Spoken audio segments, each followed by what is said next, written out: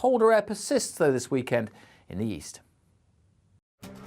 This year on GB News, we've got brand new members in the family. Join us. Across the entire United Kingdom, we cover the issues that matter to you. GB News will always stay honest, balanced and fair. We want to hear whatever is on your mind. And we don't talk down to you. The establishment had their chance. Now we're here to represent you. Britain's watching. Come join us on GB News, the People's Channel. Britain's news channel. Here on GB News Live, we'll be keeping you in the picture, finding out what's happening across the country and finding out why it matters to you. We'll have the facts fast with our team of reporters and specialist correspondents. Wherever it's happening, we'll be there from 12 noon on TV, radio and online. GB News, the People's Channel, Britain's news channel.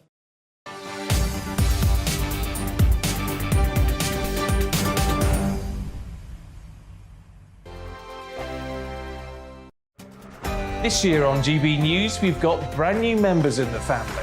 Join us. Across the entire United Kingdom, we cover the issues that matter to you. GB News will always stay honest, balanced and fair. We want to hear whatever is on your mind. And we don't talk down to you. The establishment had their chance. Now we're here to represent you. Britain's watching. Come join us on GB News, the People's Channel. Britain's news channel. Monday to Thursday, 9 p.m. till 11 p.m. Join me, Dan Wootton. I'll bring you the sharpest takes and hottest debates. Do you not believe in prisons? I don't believe in prisons. I'm completely stunned. I guarantee you there'll be no spin, no bias, no censorship. I actually was personally quite offended by it. And no reason to go to bed. So I guess they've always been quite woke. That's Dan Wootton tonight on TV, radio and online. Monday to Thursday from 9 p.m. till 11 p.m. on GB News. The People's Channel, Britain's news channel. We are GB News, and we'd like to say thank you to each and every one of you for bringing us your conversations, for helping our great nation find its voice. We are here for you on radio, television, and online, across England, Scotland, Wales, and Northern Ireland. It's not the BBC, you actually get your facts right. We are proud to be GB News, the People's Channel, Britain's news channel. I'm Mark White. As GB News Home and Security Editor, I cover those key issues that are so important to you. Our authorities, our communities doing all they can to combat violent crime. With the public services under unbearable strain, why are we still failing to control our borders? Defence, the first priority of any government, has been continually hollowed out. Can we trust our politicians to protect the armed forces? Join me, Mark White, on GB News.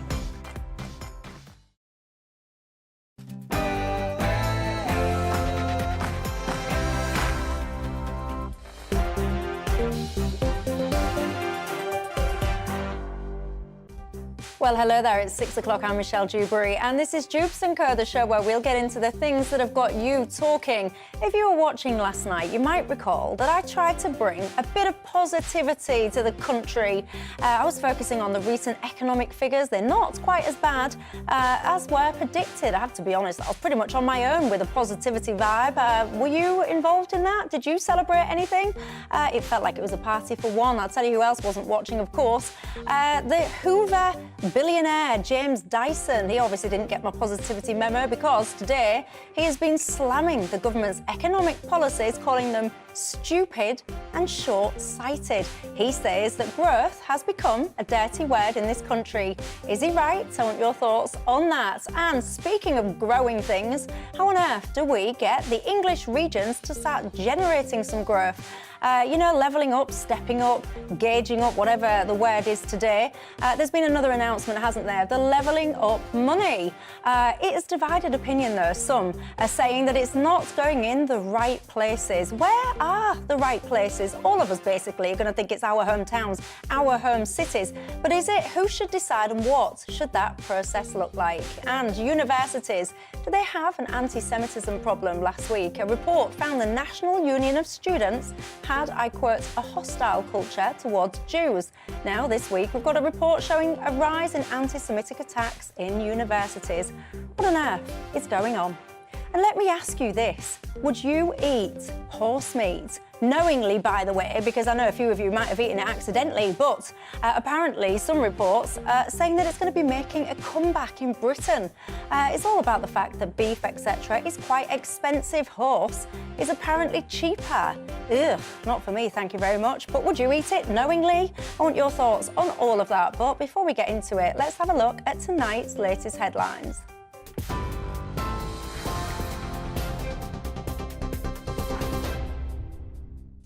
Michelle, thank you, and good evening to you. Train companies have increased their offer to RMT rail workers, including a minimum pay rise of 9% over 2 years.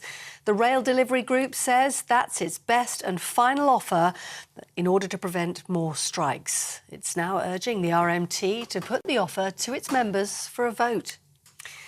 Meanwhile, Rishi Sunak has been apologising for removing his seatbelt to film a social media clip in the back seat of a moving car. A video on Instagram put out today shows the Prime Minister not using the safety device during a trip to the north of England. His spokesman says he made an error of judgment while promoting the latest round of levelling up spending. Well, the Prime Minister has been defending those plans today, arguing the most deprived areas will see most of the government funds. It's announced more than £2 billion will be invested over 100 projects across the UK. Labour has criticised the plans, saying London and the South East will be getting most of the money. But Mr Sunak insists that won't be the case. The North West is the top region. So the amount of money per person living there, who came top? North West. Who came second? North East. And actually, if you look down at the other end of the table, you find places like London and the South East. And the difference is huge. So I think the funding that you're all getting per person out of this Levelling Up Fund is twice per capita what London and the South East is getting. And that should give you guys the confidence that when we talk about delivering Levelling Up and spreading opportunity across the country, that we really mean it. Sir Keir Starmer, meanwhile, is in Davos at the World Economic Forum. The Labour leader is looking to reassure global finance chiefs that Britain will be open for business under a Labour government. He pledged there'd be no new oil and gas investment in the UK if his party came to power, and he reserved criticism for the Prime Minister and Chancellor for being absent. I think our Prime Minister should have showed up at Davos. I absolutely do. And one of the things that's been, impressed on me since I've been here is the absence of the United Kingdom, and that's why it's really important that I'm here and that our Shadow Chancellor Rachel Reeves is here as a statement of intent that should there be a change of government, and I hope there will be, the United Kingdom will play its part on the global stage in a way I think it probably hasn't in recent years. 2 retired Metropolitan Police officers are charged with child sex offences as part of an investigation into a serving Met Chief Inspector who was found dead. 63-year-old Jack Addis from Perthshire and 62-year-old Jeremy Laxton from Lincolnshire will both appear at Westminster Magistrates Court on February the 9th. The Met says the charges follow a lengthy and complex investigation into Richard Watkinson, the 49-year-old who was found dead in Buckinghamshire last Thursday, on the day he was also due to be charged. The actor Alec Baldwin will be charged with involuntary manslaughter over the fatal shooting on the set of the film Rust. Cinematographer Helena Hutchins was killed during rehearsals in the US state of New Mexico when a prop gun Baldwin was using fired a live round. The director, Joel Souza, was also injured in the shooting. Mr Baldwin's lawyer has called the ruling a terrible miscarriage of justice. And a British actor has been reported missing after going hiking in the mountains north of Los Angeles. Gillian Sands disappeared in the San Gabriel Mountains last Friday during bad weather. Ground rescue teams abandoned their search at the weekend because of avalanche risks. Police say it'll resume as soon as conditions improve. The 65-year-old is perhaps best known for roles in films A Room with a View and Leaving Las Vegas, as well as TV appearances on 24 and Smallville. Here, the King has requested profits from a £1 billion a year wind farm deal be used for the wider public good rather than the royal family. King Charles has asked for the profits from 6 new offshore wind farms being developed on Crown Estate land to be redirected to those struggling the most. It comes after His Majesty highlighted anxiety and hardship of the cost of living crisis in his Christmas message. That's the news. You're up to date on TV, online and DAB+ radio. You're with GB News. Now back to Michelle for Dewbs & Co.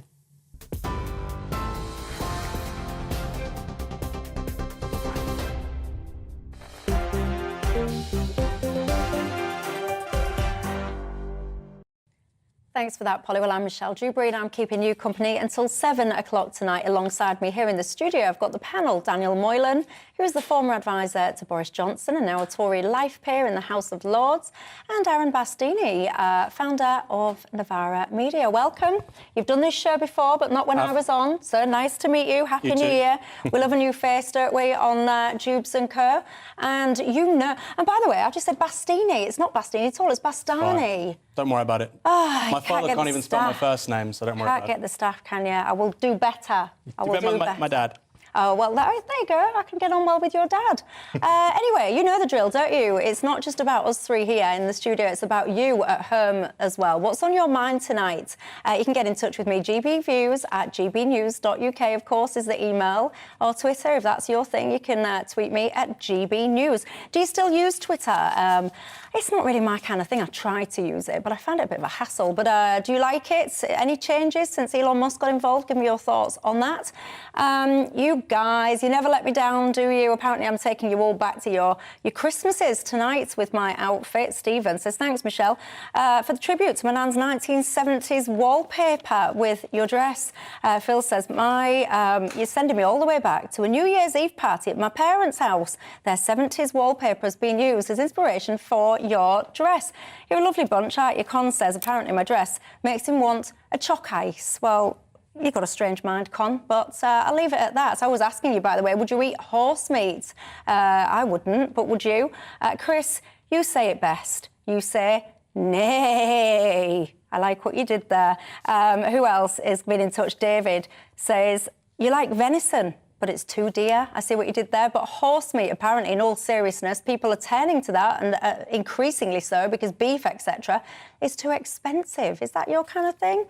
Give me all your thoughts, gbviews at gbnews.uk, as I said, is the email address. But let's get into our top story, shall we? Because yesterday I was trying very hard as a one-woman party, basically, to try and get some positivity about the economic goings-on in this country. Didn't have much joy, I have to say. And today, James Dyson clearly wasn't watching either, because on the front of the Telegraph, he's basically come out and saying that the Rishi Sunak's economic policies stupid, short-sighted. He says that growth has become a dirty word. Has it, Aaron? It's an interesting debate, isn't it? Because we've had multiple general elections since, let's say, 2008, since the global financial crisis. Every party's promising growth, so I don't think it's become a dirty word. The important thing is none of them can deliver it. So I think that is the problem. We haven't really grown as an economy on a per-head basis for what is now, you're getting on to 15 years. And it's a huge political problem for this country. We haven't had a growth model since the global financial crisis. So for people out there watching, since Northern Rock collapsed, basically. And, remember those days? Yeah, and neither political party, as we've seen so far, has had the gumption and the ideas to address that. So we can debate whether or not it's become a dirty word. I don't think so, but I don't think the problem here lies at the level of rhetoric. It lies at the level of policy and political will. And am I right in thinking that you're a socialist as opposed to a capitalist? Well, I'm a socialist. I believe in markets for some things, and I certainly think that, markets and private firms should be making things like Hoovers. I wouldn't want a state-owned firm to make Hoovers, but the state can do some good things in some important places like infrastructure, healthcare, education. And if we had more of a socialist model in this country, do you think we'd have better growth outlooks and prospects? I don't think it's an either-or. I think in certain strategic areas, the state should clearly play a far bigger role. One of those, for instance, would be energy. I think we need higher energy security, less reliance on energy imports from overseas, the same with transport. I think we need high-quality, low-cost public transport for people to get to work efficiently and on time, like in Japan, not asking the world. So I think there should be a really big role for the state, like I say, in particular areas. I don't want the state making Hoovers or coffee mugs, but I do think it could do a damn sight better in, like I say, education, transport, housing. Japan. If you've never been to Japan, you're missing out. Those bullet trains are absolutely spectacular, and they run literally to the second on time, almost 100% of the time. Lord Moylan. They're not cheap. They're not cheap. No, this is very true. Aaron seems to think. The reason we haven't grown... He didn't say there was cheap, did you? He did. He said low cost. You want We should have low cost transport like Japan. No, I said we could have quicker trains like Japan. You could have lower cost like Italy, for instance. It's not exactly what you said. Never mind. We'll come back to that, because you can have all these things if you're willing to pay for them. The trouble is, nobody on the left is willing to pay for them or explain how they're going to be paid for. But the reason we haven't grown in the last 15 years, very simple, few reasons. First is increased socialism, effectively.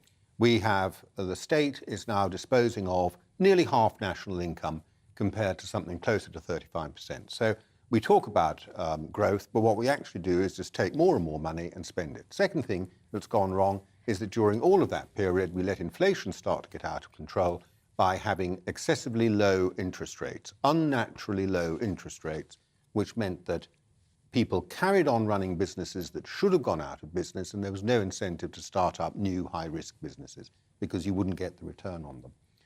And the third thing is that we've got a government, I'm afraid, that prioritises fiscal rectitude and balancing the books over a broader national interest, and still thinks that if you have lower taxes, that in itself will cause inflation. Doesn't understand that inflation is caused by bad monetary policy, that means interest rates, rather than by where you set And that's one of the things that James Dyson is saying today, actually, isn't it? That he would like to see lower taxes, and people will be shouting at their screens saying, of course, business people like James Dyson want lower taxes because they just want to increase their back pockets, their profits. Yeah, but it's amazing that that's the... so many people on the left, I'm afraid, because I think ordinary people, you said people watching their screens, people watching their screens have probably got more sense. But it's amazing how the left has dumbed down economic arguments so that anything that is sensible that is put forward is basically all about personal corruption, and the only people who are arguing for it, and you see this all the time, the only people who are arguing for it are people who are trying to put something in their back pockets. There's a very strong reason why you want businesses to do well, companies to do well, and people who found businesses and take genuine risk to do well in this country, because that is what growth means. And if you're not willing to accept those things, you don't really want growth. It is just a rhetorical expression, and we won't get it. Aaron, do you want to come back on some of that? Yeah, a few things. I mean, you've said there that we've had an adoption of socialism in the last 15 years, and at the same time, the problem's been fiscal conservatism, i.e. sound money, not running deficits. So it's a bit of a it hasn't, but over That's the a bit of a last... contradiction. Over the last few months, Okay. we've switched to fiscal... It's fair to say, I think we'd all agree, we've switched from printing money as fast as the printing presses could run, which is how it was during COVID, through to fiscal conservatism since last September. And then you say, well, we also had fiscal conservatism under the coalition government. I think nobody would dispute that. I would. Well, we spent more every year. The deficit got bigger, what we spent as a percentage of the economy fell, and that doesn't really happen, which I'm sure you'd very happily point to. It goes up and up and up, and actually under the coalition it did go down. Then you talk about low interest rates, which, like you say, were historically low, and they had really bad negative externalities, consequences. It's not socialism.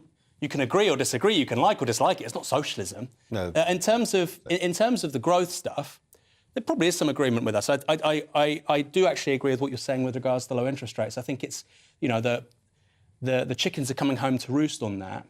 And I think when people do point to corruption in public life in this country and in the economy and in business, I think they're justified in doing so because there's a hell of a lot of it. Now, I'm not going to impugn the character of James Dyson. I've never met the chap. But I do find it strange that this gentleman is lambasting the British economy when he's sitting pretty in, I believe he's based in Singapore. I find that somewhat odd. Maybe his finger isn't entirely on the pulse. The average person right now in the UK can't spend money because inflation's high. They can't go out and buy the goods and services that businesses want them to go out and buy. But maybe... That's the number one problem we need to get on top of. But if Dyson or Dyson, esque people are in a different country to Britain, rather than Britain, sorry, maybe it is these policies that have taken them and pushed them outside of this country. And maybe if we did listen to people like Dyson and made this country a more attractive place to do business, you've got Starmer at the moment How could it be more attractive? lower taxes. Well, corporation tax is the lowest in the G7. Our corporation tax is very low. Yes, but corporation tax, for example, when Jeremy Hunt was campaigning to be the leader of the Tory party, he was campaigning, among other things, on a mandate of lower corporation tax. You will know it's actually going to rise from 19% to 25% in April, the exact opposite of what he was campaigning to do before he came Chancellor. Many people will say increasing corporation tax is just counterproductive to business growth. I would agree in a downturn you shouldn't increase taxes. I agree with that. But I would say in the medium long term, 25% corporation tax is still very low by global standards. I would agree, in a recession, you shouldn't be increasing taxes. That's not a left-wing position, by the way. That's a centrist Keynesian position, or it used to be anyway. It's old-fashioned now. But someone who didn't think growth was a dirty word was Liz Truss. I remember you voted for Liz. On your show. Yeah, you did. And she used the word growth, growth, growth all the time. It was peppered into her campaign, wasn't it? It was really kind of a part of the foundation. But as soon as she kind of got over the line, started with that mandate, people just revolted against it, didn't they? They didn't want that kind of strategy. Well, I don't think people revolted against it at all. I think who revolted against it were the Conservative MPs who didn't want her to be Prime Minister because they'd supported Sunak and they didn't agree with the membership, and certain institutions who felt under threat, particularly the Bank of England with its dodgy pension scheme and its history of poor regulation and monetary incontinence. And I think ordinary people were delighted that you had a Prime Minister who was interested in economic growth. See, I don't know. I think I would probably disagree with you on that, because I think that there is this whole sentiment in this country at the moment where this tax the rich, tax the wealthy, it's a sentiment that's shared by many. So as soon as she started saying, I'll take the 45p and I'll make it 40p, your average Joe earning, I don't know, 30 grand a year, whatever, they look at that and they go, well, yeah, if you've got 150 grand plus, just say 200 grand a year, you're minted, you shouldn't be getting a discount on your tax. So I think your ordinary person was against that strategy. I think a lot of ordinary people, and not just ordinary people, I mean, I'm an ordinary person. A lot of you're a special one, you're a lord. I'm an ordinary person. You're an ordinary lord. An ordinary person and an extraordinary lord. Right. But there we are. I think an awful lot of people are angry because they have seen inflation grow and they are seeing prices go up and they are struggling. And they've had the energy thing on top of that, which is an extraneous thing that comes from Putin, but they'd have had inflation anyway because of the monetary policy we've had, and they've got the inflation, the energy stuff making it worse, and they're really quite angry. And what they wanted was a picture, and I've said before, I think on this show, that what Rishi Sunak has to deliver, and I think he's running out of time. I gave him till January, but we haven't finished January. What, this January or? This January, to give us a cool, picture. blimey, that's a bit of a hard I gave him till this taskmaster. January to give us a picture. I said, you come in as Prime Minister in September. If by January you need to give the country a picture of why you can actually take people by the hand, lead them through difficult times, and bring them to something better at the end, and describe to them what that something better looks like. And I think we're now seeing that he's struggling a bit on that. Can I say one more thing? You may, yes. During the pandemic, during the lockdowns, billionaires in this country, and this is a fact, this is not an opinion, it's a fact, billionaires added more than £100 billion to their net worth in this country, more than £100 billion. If you were to give every public sector worker in this country a pay rise in line with inflation, the government says it costs £25 billion. Actually, I think the IFS said £18 billion. Let's just say £20 billion. So to give public sector workers a pay rise in line with inflation will cost 1/5 of the amount that billionaires increase their wealth by. What did billionaires do to increase that wealth? Well, because you have, obviously, a huge stimulus programme and it went towards it, inflated the price of assets and so on and so forth. So we had this upward move and trajectory, which I think maybe Daniel agrees with, in terms of wealth in this country with the various programmes. I'm not agreeing with any of this. These sound like made-up figures to me. But what's the IFS? I mean, you can dispute it. I don't believe anything that comes out of the IFS. People watching can Google the IFS. A lot of people made a lot of money during COVID. It wasn't just the upper echelons of the billionaires.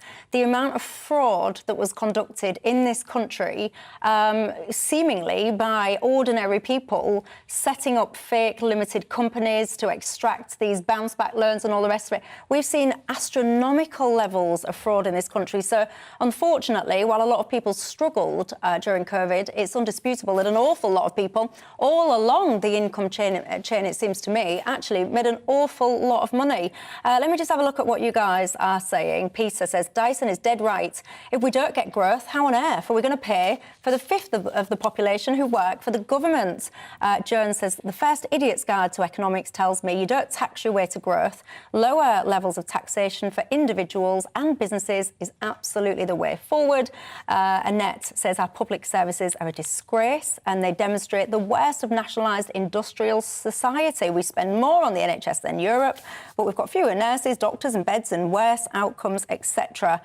Les says the reason people feel negatively, Michelle, is that because we've been on easy street for such a long time and never really experienced hardship before.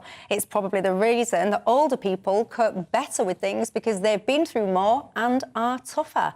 Do you think that's fair enough? We've just been speaking, haven't we, about, incredibly low, some might say unhelpfully low, interest rates at such a long time. Have the younger generation basically just got used to things just being too easy? Many of you will text and email me in and say, Michelle, I can remember interest rates of things like 17%. Give me your thoughts on whether or not you agree with that, viewer. I'm going to take a quick break. When I come back, I want to talk to you about levelling up because round 2 of the funding has been announced today. Did your area get any? Have you seen who did get it? And do you think that just money is the answer to making the country more equal? Give me your thoughts and I'll see you in 2.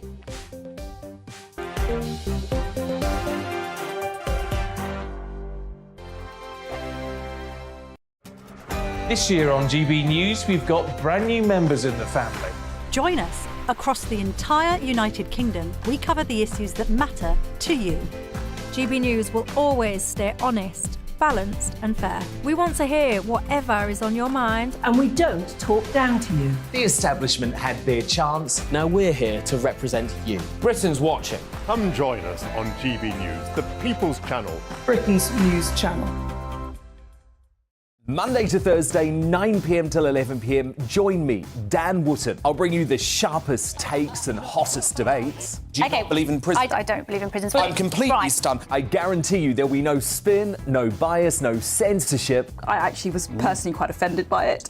And no reason to go to bed. So I guess they've always been quite woke. That's Dan Wootton tonight on TV, radio and online. Monday to Thursday from 9 p.m. till 11 p.m. on GB News. The People's Channel, Britain's news channel.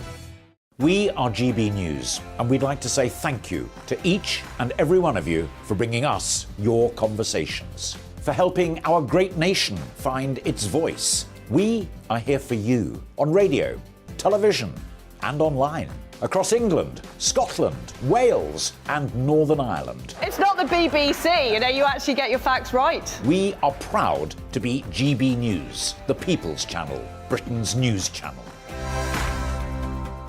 I'm Mark White. As GB News Home and Security Editor, I cover those key issues that are so important to you. Our authorities, our communities doing all they can to combat violent crime. With the public services under unbearable strain, why are we still failing to control our borders? Defence, the first priority of any government, has been continually hollowed out. Can we trust our politicians to protect the armed forces? Join me, Mark White, on GB News.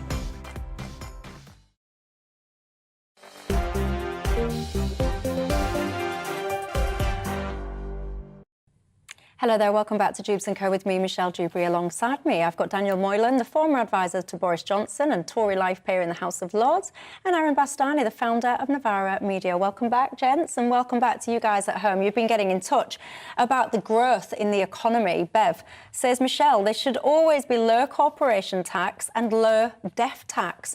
I've got to say, I would say zero inheritance tax. I do not understand why anyone thinks that inheritance tax is a good idea. I think it's absolutely ludicrous.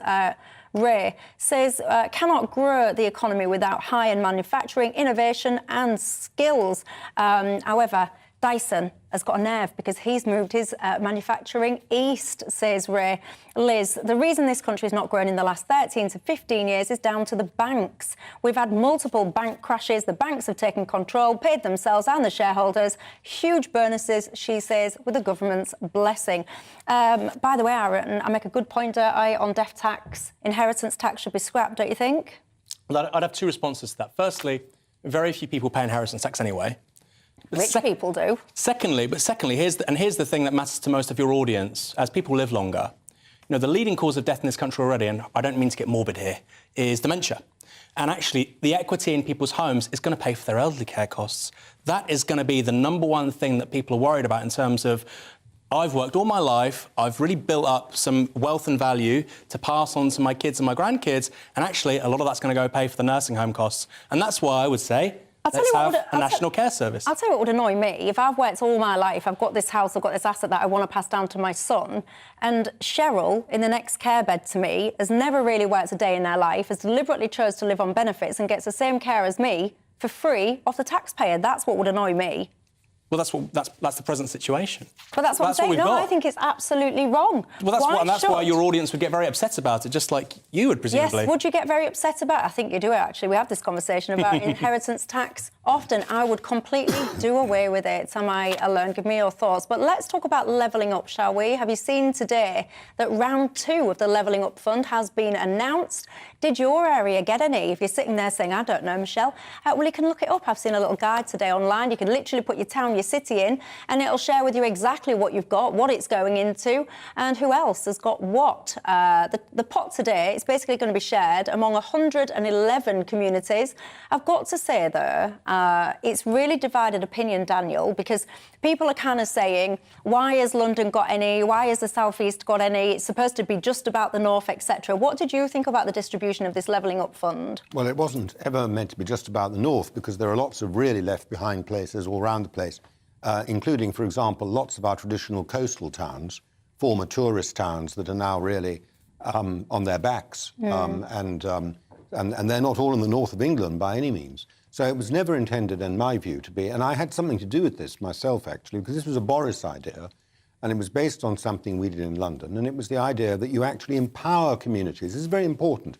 This isn't just a question of giving money out, although I must admit the government sounds as though it's lost the plot a bit on the messaging. It's about saying to communities, what is it you'd like to have? If you had some extra money, what would you like to spend it on? Is it your high street? Is it improving your high street? Is it doing this? Is it helping with the bypass? What might it be? Give us those bids, we'll look at them, and if they're not totally mad, we'll do our best to fund them. Of course, you get more bids than you can afford, and you hand out the money. So it's meant to be as much as anything about empowering people. You know what annoys me, though, Michelle, is that when I was doing transport in London, I was the deputy chairman of Transport for London under Boris, and I was doing that. I always had these mad leftists from the north saying, London gets more spent per head on transport than we do up here. And the moment Rishi Sunak comes out on telly and says, we're spending more per head on this fund, from this fund, on people in the north, they all shout at him and say, we're not interested in per head anymore, we're talking about per acre. We want so much per region. And they want to change the rules of the game again. People are what matter, not the empty acres in between them. And if you're getting more per head, that's what really counts. And that's what I think people I want to come back to you in a second about the actual process. You referenced the bids and all the rest of it. That's been criticised a lot, the actual process. But I'll just come back to that in a second. By people who haven't got money, it's been criticised, and I understand that. Well, no, it's broader than that. The actual process involved, the time, the resource involved in actually constructing a bid. It's a huge waste of resource for many people. So I'll come back to that in a second. But Aaron, where do you stand on it? Well, I agree in terms of some of the initial points there made around who it's been awarded to. You had some people on the left say, it's a fix. You know, Rishi Sunak's constituency got so much money, but it was actually less than 1%. People said, well, the South East has got twice as much as Yorkshire. Well, the South East population is almost twice as much as Yorkshire. So I don't buy those criticisms. Where I think it falls short is just actually, I agree the process is limited, especially if your bid fails. All that, like you say, resource and time has been put into it. for nothing, and that's to the detriment of local constituents and taxpayers. And then secondly, I just think the sums involved are so low. So, for instance, you saw in Cardiff, connecting Cardiff Bay with Cardiff Central train station, 30 million, or connecting the 4 biggest urban areas in Cornwall, I think 40 million. And you think, this is such low-hanging fruit. Of course, it's a lot of money, but in terms of the country and in terms of how little these areas, particularly somewhere like Cornwall, see from central government, you think, why didn't this happen 10, 15 years ago? I do have to say, I agree with that. I mean, my City Hall, they put 2 bids in. Neither of them were successful, but we did get some 19 million, I think it was, in the first tranche. That whole process, there's something, it almost feels a little bit degrading that all of these councils around the country have to kind of, you know, please, sir, pick me, look at my wonderful bid sheet. And it's brought about, or it's re-energised a conversation, Daniel, about devolution and about why should it be that central government, or Westminster, whatever you want to call it, Westminster is this all kind of powerful being that your towns, your cities and all the rest of it have to explain. Go on then. This idea of bidding, by the way, goes back to Michael Heseltine in the 1990s. Yeah, in the 1990s, and I think it was called City Challenge at that stage, but I say it's closely related to the idea of empowerment, because you could have somebody in Whitehall saying, we've decided what you need in your local community, and we're going to pay for it. But to have people bid, remember, these bids should be, if it's done properly, should be coming around every year. And a bid you've prepared this year, which wasn't successful, is one that you can work on and refurbish next year in the hope of getting something at much less cost. So you've still got it in the drawer. But who makes the decision? Well, it's going to be made centrally. Exactly. It's made fundamentally by the minister. So they come to the question who probably has never even visited half these places. Why is it made in the centre? Why is it not made locally? And the answer to that is very, very simple. You could have full fiscal devolution in this country, if you wanted, on the basis of people paying for things locally, except that you would end up with huge inequalities because the tax base locally is going to be very, very different from one place to another. And you're always going to have to redistribute and top it up hugely, taking money away. What happens is large amounts of money are taken away from London and places like that through the taxation system. Before COVID, I know I'm out of date, but before COVID, the figure was about 13 billion a year, and redistributed through the tax and grant system to other parts of the country. If you didn't, and that gives the government, which is doing the redistribution, a huge amount of say, inevitably, in how money is spent, which they'll never, ever be able to walk away from. You will never get a government minister who will say, yeah, I gave 50 million quid to Hull. I've no idea how they're spending it. I'm not doing any checks. I'm not keeping any control. They'll never get them to say that. And they'd be monstered in the House of Commons if they tried to do something like that, because they remain accountable for the money. So it's the inequality of resources that requiring redistribution which places government right at the centre of this, and always will, as long as you want that redistribution. What do you think about these calls for more devolution? People are saying, like, for example, you've got your mayors like your Andy Burnhams, give these guys more power rather than this whole kind of doffing this begging bowl to Westminster. Well, I think we saw it with Brexit, but England outside of Greater London, outside the South East, is just politically invisible. And I think that's why when Andy Burnham came to the fore with the COVID sort of crisis, people went, wow, this is a politician who isn't in London, who's really visible and saying things I agree with, and we don't have enough of that in this country. So, for instance, I'm from the South Coast. I was born in Bournemouth. I live in Portsmouth. I find it surreal that in South Hampshire, you have 1.5 million people living there. We don't have a city mayor or a metro mayor, and yet you do have them in Liverpool, Manchester, other parts of the country. So this hodgepodge, this mishmash of devolution in England, I think is a real mess, and I think this is a piece with that, really, in so much as there isn't a coherent, structured plan about how to reinvigorate England, both in terms of its politics and accountability and local political figureheads, and in terms of its sort of economy. It is, I should say, reading the projects it makes you really enthusiastic, really optimistic. You say, great things are happening in places which nobody talks about, which are really unfashionable. And I think that's brilliant. But I think the manner in which it's happened and the fact that this is almost an afterthought, I mean, 2 billion, You know, we should be giving so much more money to these places. These places are the backbone of the country. Derby, Blackpool, Southampton, Bangor, Dundee. Unfashionable. The political class don't want to talk about them. They make Britain what it is. Yeah, and the Levelling Up Fund, by the way, it was about £4 billion. So you've had your first round level, or whatever you want to call it, in 2021. Today you've got this round, and then I think there'll be a third round as well. So this isn't the end. So if a city or a town or whatever missed out on that fund, it doesn't mean that that is the full stop. You can still get that money. For me, levelling up, you've got to get better jobs into some of these places. Yeah. You've got to start giving decent employment opportunities, because all the time that you have towns and cities where their brightest people leave that town and city for employment opportunities in London or thereabouts, how can that town and city recover if all you give them is, I don't know, low-paid factory work or whatever? I don't know if there's enough focus put into... Some of that's reversing, but not necessarily back to where people came from. So a lot of people who've come to London, you know, it's a sort of story now, isn't it? A lot of young people who come to London get to a certain stage in life, get married, start to have children, need to move out, and are moving to places like Bath, Bristol, places like that, and so on. So you're getting a flow going the other way, but it's not necessarily going back up to the north or where they might have originated. Yeah. So it's not all London sucks it all in and people stay. That's absolutely true, yeah. There's a lot of two-way flow in this. True. I agree with you entirely about jobs. Where I don't agree with Aaron, you see, is that you're going to... And I said this in the House of Lords only on Tuesday, where we had the Levelling Up Bill had second reading, and I said... a lot of the stuff you're doing here is the stale old agenda of creating city mayors and moving about different layers of local government. That isn't empowering people. That isn't what they want. They want empowerment. That's not true. Another layer of local That isn't government. true. Once you have a so having a mayor for Hampshire is not Let him going to make a respond, big because difference. he's... Well, that's what we know that once, for instance, there is a metro mayor or a city mayor in something like Liverpool, Manchester, London, once it happens, they're hugely popular. That's just a fact. The polling supports that. Well, would you support that? Has your town, city or whatever got a mayor? Do you want one? I mean, I've got messages here about Sadiq Khan. People are saying Sadiq Khan is supposed to be levelling up. He's levelling down. I think some people would offer him up if you want a mayor. You don't have one. I think people are offering. You can have Sadiq Khan if you want one. Would you want him?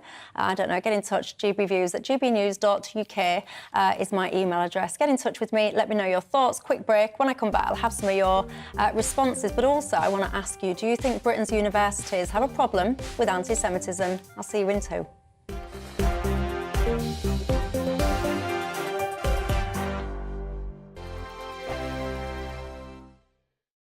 Monday to Thursday nights on GB News. At 6, it's Dewbs & Co. 7 o'clock, Farage. At 8, join Mark Stein.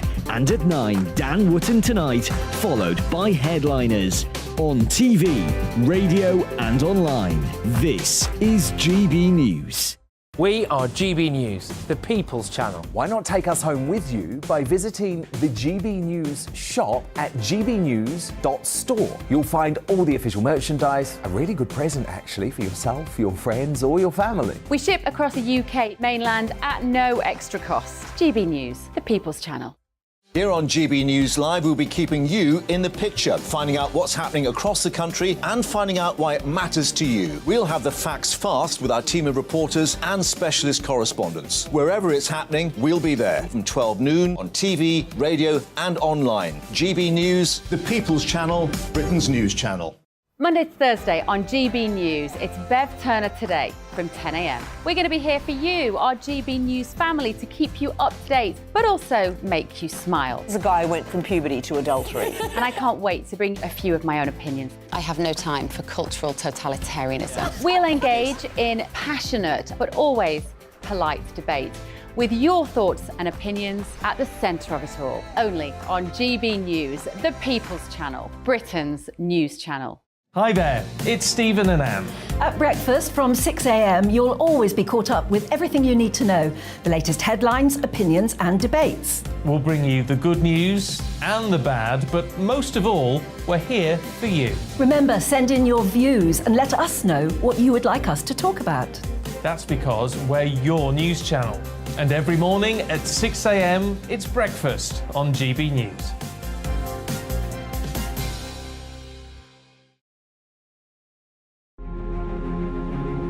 Tomorrow on Mark Dolan Tonight, in a world exclusive, Katie Price joins us live to talk fame, love, money, plastic surgery and her hopes for the future.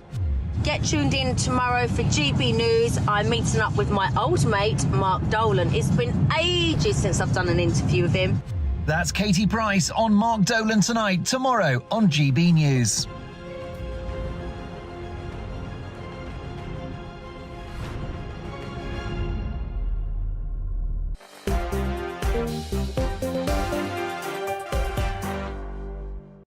Hello there, welcome back to Dewbs & Co. with me, Michelle Dewberry, right through till 7 o'clock tonight. Alongside me is Daniel Moylan, the former advisor to Boris Johnson and now a Tory life peer in the House of Lords, and Aaron Bastani, the founder of Novara Media. Ken says he's very impressed with you. He says he's found himself surprised at himself. There That's you what go. I'm here for. Yeah, indeed. Anyway, we like debate on this, and all opinions are valid on Dewbs & Co. That's what I say. Lots of you are getting in contact about mayors. I don't seem to be getting any kind of overwhelming feedback, positivity, love for mayors. Ivan says, are your guests delusional? Nobody wants a mayor. Get back to reality. I suspect, though, if you are in the Manchester area and say Andy Burnham is your mayor, I wonder, in fact, are you in Manchester? Is Andy Burnham your mayor? If you are, I suspect that you quite would like him. I like him very much. In fact, I was just saying in the break, if he was the leader of the Labour Party, he might even be able to convince me to vote Labour at the next election. What do you? Get in touch, let me know your thoughts. Anyway, a report into the National Union of Students has found a hostile culture, apparently there towards Jews this week as well. An organisation called the Community Security Trust has documented a rise in anti-Semitic attacks in British universities. As I was announcing this topic before the break, one of my viewers got in touch, Aaron, called Lee, and he says it's only the far left in this country that have a problem with anti-Semitism. Is it? No, I think that's a silly thing to say. I think it's taken centre stage because obviously the story with Labour in recent years, but there are organised fascists in this country, organisations like Patriotic Alternative. I mean, I feel bad even saying their name because, of course, it's putting them out there, but who are virulently anti-Semitic. So I think that's a silly thing to say. I certainly disagree with it. The clear threat to minorities from across sort of the ethnic, racial spectrum in this country is from the far right. If you look at, for instance, Luciana Berger, former Labour MP, several people were making death threats to this woman, and they were all from the far right. Now, clearly, some people on the left were saying some bad things too. But I think it's a bit dangerous and disproportionate to say somebody saying something mean on Twitter is the same as a death threat. I think those are quite distinct things. You've also seen threats to MPs, again, coming from the far right in the last few years. Some people have even gone to prison for it. So I would say that's a misjudged conclusion. Just because you see more of that in the media conversation doesn't necessarily reflect facts. But I thought the person that you was just referencing, one of the things that she was saying was that the threats towards her were coming from the kind of what I would call like the Corbynistas side of the fence. Well, people can have that impression and people can say what they like, but the facts are... I don't have that impression. No. I'm saying for your audience. No, I'm not suggesting you do. As I understand it, 3 people went to prison in relation to things that were said to Luciana Berger, threats. 3 people. And they were all from the far right. And so I try and live in objective reality and facts. I try not to live in sort of media hyperbole and this person said this because it might suit their political faction or whatnot.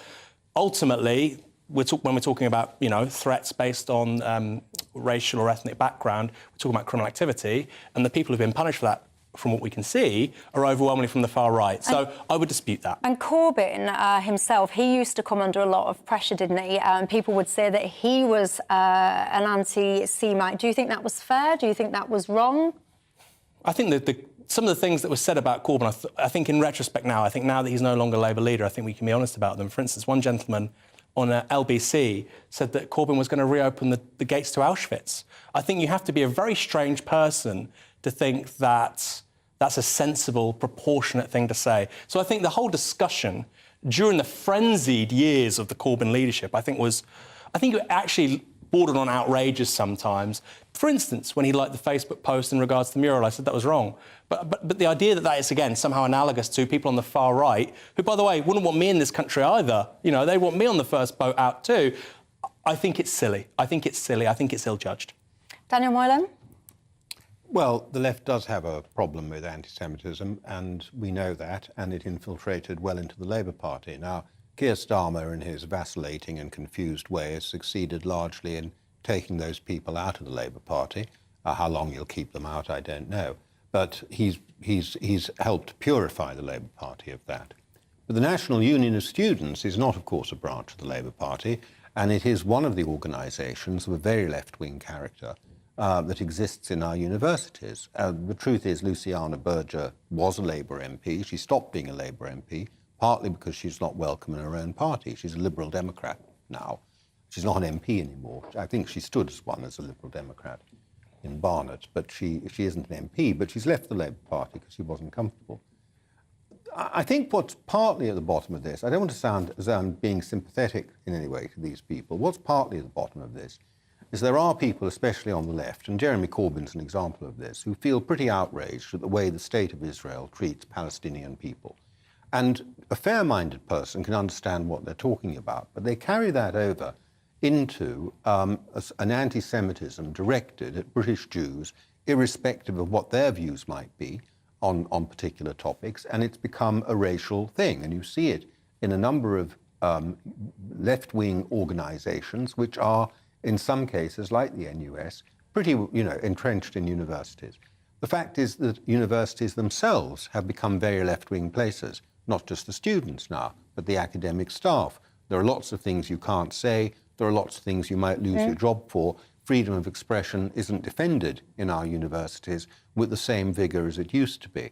But we are seeing this, and I think this report is right to identify it, and it's a scourge. Can I just respond quickly? Yeah. Because we're talking about a piece in the Times, and it says there have been 150 reports of anti-Semitic incidents this year affecting students, academics, university staff, student bodies, etc., an increase in the last few years.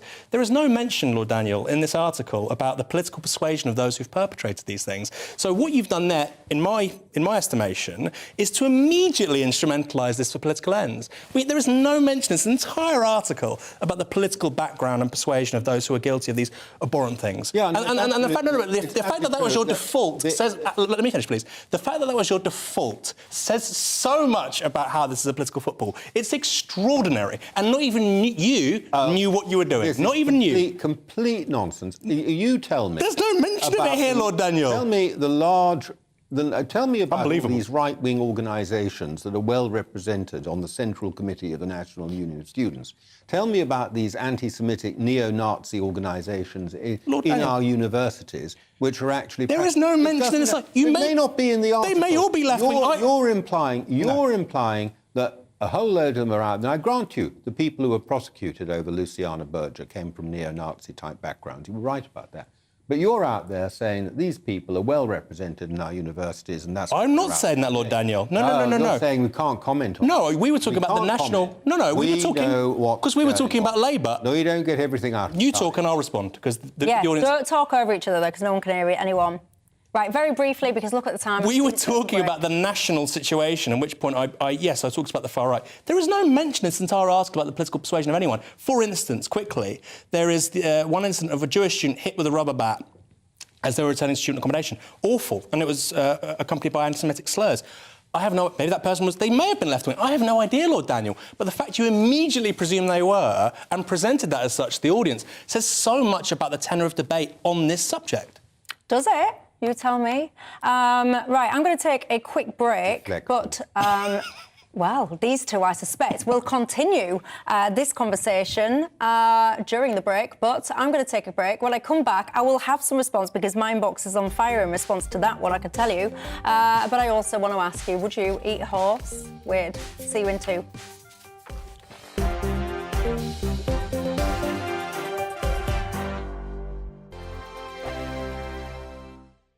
Every morning from 6 o'clock, we'll wake you up with GB News Breakfast with all the stories you didn't know from the night before. So whether it's serious news, entertainment, or your own views from all over our great nation, we're here to kick off your day with a smile. The national media should be reflecting and reporting what's happening here. You will notice the northwestern accents.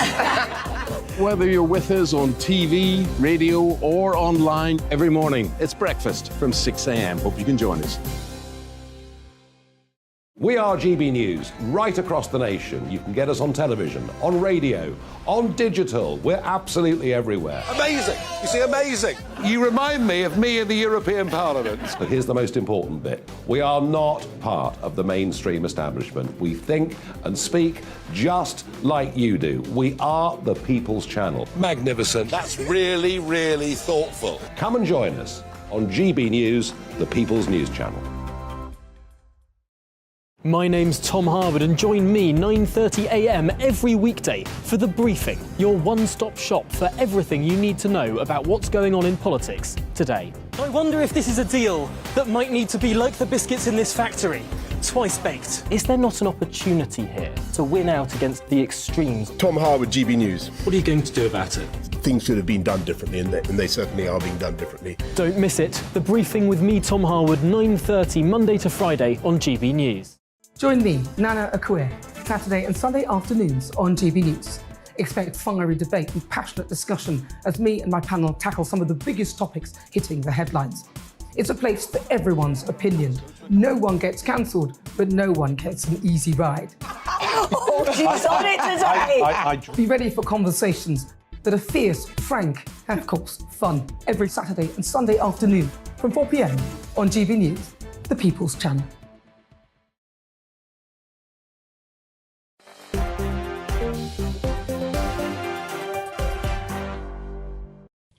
Hi there, welcome back to Dewbs & Co with me, Michelle Dewberry, keeping you company right through till 7 o'clock tonight. Alongside me, Daniel Moylan, who's the former advisor to Boris Johnson and now Tory life peer in the House of Lords. Also, Aaron Bastani, who's the founder of Novara Media. Welcome back, everybody. Lots of you getting in touch. Mikhail says, I am Jewish, and I want to tell your guest that he is absolutely wrong. Nowadays, anti-Semitism is overwhelmingly coming from the far left. Do you want to respond to Mikhail? I'm sorry, I just disagree. So Michael out there, I was born in Bournemouth. And as you probably know, Michael, Bournemouth has a very large Jewish population. I had many Jewish friends. I had a Jewish girlfriend at one point. And I actually saw firsthand the extent of casual anti-Semitism. I saw it in my school, constantly. Also, by the way, put towards people who weren't Jewish, including myself.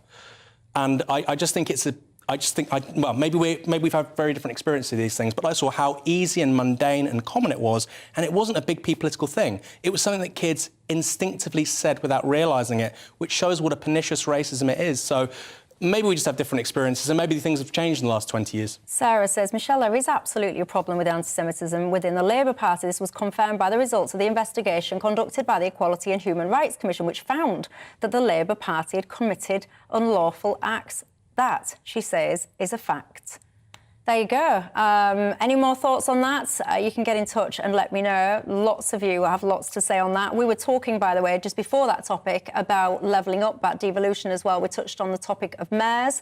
I was saying that there was a lot of negativity to the concept of mayors, and I was suggesting perhaps that was because you don't have someone like Andy Burnham as your mayor. There's lots of people, by the way, that are just not having any of my thoughts at all and still standing by that position that they do not want mayors in their towns or cities. Anyway, I want to ask you a bit of a random question. Would you ever eat horse meat? I mean, it's quite popular, isn't it, in other countries, but apparently, and I think it's all because of this cost of living crisis, it's a lot cheaper than beef and it's becoming more popular. Ugh. Would you knowingly, I mean, I say knowingly because loads of people probably unknowingly ate it back in whenever it was, 2013 or whatever, but would you knowingly trade your beef for horse meat, Daniel? Well, I might try it once, but let's get into this. But the question is not why is horse meat cheap? The question is why is beef and lamb and other stuff like that we're used to, why is it so expensive? And there are two reasons I'll tell you straight away. First of all, that since we left the European Union, the National Farmers Union has been determined to try and limit imports from other parts of the world, and they scream and shout about them, even the tiny amounts we're now getting in from Australia, or plan to get in from Australia. And the second is that the climate people, the climate alarmists, all want us to stop meat. They want meat to be expensive, so we stop eating it anyway. Aaron? I mean, presumably this horse meat is horses from the knacker's yard. I presume they're not being bred to eat. I mean, it strikes me as quite strange that it's cheaper than beef, like you say. You know, beef farming is a massive industry. You've got huge economies of scale. I find it slightly odd that horse meat is cheaper. Would I eat it? I suppose I would. But I've probably already had it, like you said, my Findus pancakes from Tesco 5 years ago. Yeah, I've got to say, I would not knowingly eat a horse, but I do. I am partial to the occasional kebab, and sometimes I think to myself, God only knows what's in them. I think in one case there was a human meat in there, wasn't there? Do you remember that case? So goodness only knows what we eat. Anyway, I like this one. Les says, the wife has been nagging me to try it, but I'm not going to. I see what you did there, and I liked it. Aaron, Daniel, thank you very much for your time. Thank you at home for your company and your interaction. Have a fantastic evening. I'll see you tomorrow, but here is the weather. Good evening, I'm Alex Deacon, and this is your latest weather update from the Met Office. Temperatures tumbling once more out there. At the moment, a hard frost again in the morning. Ice is going to be an issue, and there could be some fog patches around as well. Surrounded by areas of low pressure, one drifting down towards France and Spain. This one is drifting down through the North Sea, but just still bringing a few showers across northern parts of Scotland and a brisk wind. So things perhaps